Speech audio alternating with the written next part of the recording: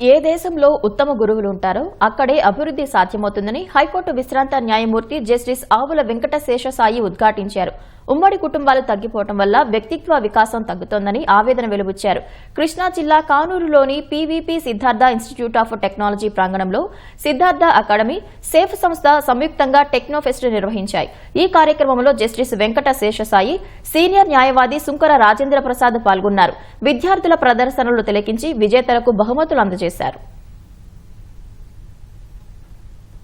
తల్లిదండ్రులు జన్మనిస్తే జీవితాన్ని, జీవనాన్ని, లైఫ్ అండ్ లైవ్లీహుడ్ ఇచ్చేది టీచర్లు. కాబట్టి నా దృష్టిలో ఏ దేశంలో అయితే మంచి టీచర్లు, గురువులు ఉంటారో ఆ దేశం ఎప్పుడు అభివృద్ధి చెందుతుంది. ఒక మనిషి పైకి రావాలంటే ముందు పర్సనాలిటీ డెవలప్మెంట్ కావాలి, వ్యక్తిత్వ వికాసం అంటారు. మేమందరం మా జనరేషన్ వరకు కూడా చాలా అదృష్టవంతులు. ఒక రకంగా మేము పెరిగే నాటికి జాయింట్ ఫ్యామిలీస్ ఉండేవి, ఉమ్మడి కుటుంబాలు. కారణాలు ఏమైనా అవన్నీ కూడా అంతర్ధానం అయిపోయినాయి. ఇప్పుడు జాయింట్ ఫ్యామిలీస్ వలన పర్సనాలిటీ ఆటోమేటిక్ గా డెవలప్ అయ్యేది. ఇటువంటి కార్యక్రమాల్లో పాల్గొని నలుగురితో కలిసి ఉంటే తప్పనిసరిగా మన వ్యక్తిత్వ వికాసం, పర్సనాలిటీ డెవలప్మెంట్ వస్తుంది.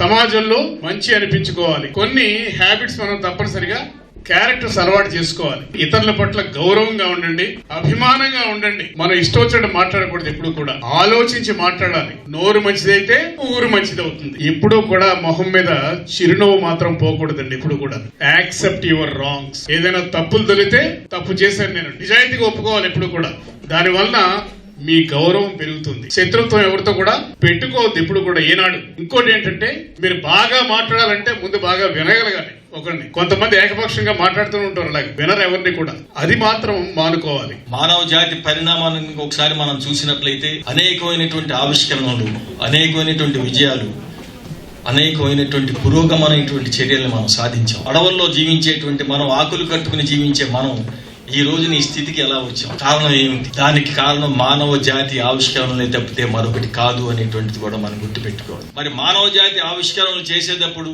శాస్త్రీయ ఆలోచనల్ని సమాజంలో తీసుకొచ్చేటప్పుడు మన ముందు తరాల వాళ్ళు ఎదుర్కొన్నటువంటి విషయాలని, వాళ్ళు ఎన్ని కష్ట నష్టాలను ఎదుర్కొన్నారు అనేటువంటిది కూడా మీరు ఒకసారి తెలుసుకోవాల్సినటువంటి అవసరం. అనేక మంది సైంటిస్టులు ఏంటంటే, మత నమ్మకాలను మీరు గనక ఒప్పుకోకపోతే మీ మీద మేము చర్యలు తీసుకుంటామని అనేక మంది అనేక హింసలు పెట్టారు. కానీ వాళ్ళు గనక మేము కనిపెట్టింది మా ఆవిష్కరణ తప్పు, మీ మతమే గొప్పది అని చెప్తే వాళ్ళు 100 ఏళ్లు జీవించేవాళ్ళు. కానీ వాళ్ళు దానికి సిద్ధపడాలి. ఈ ఆవిష్కరణలన్నింటినీ ఎవరో ఒక జాతియో, ఒక మతమో, ఒక కులమో, ఒక దేశమో కాదు, ఇది మానవ జాతి గొప్పతనం అనేటువంటి ఒక అంతర్జాతీయ దృక్పథాన్ని కూడా మనం పెంపొందించుకోవాల్సినటువంటి అవసరం ఉంది.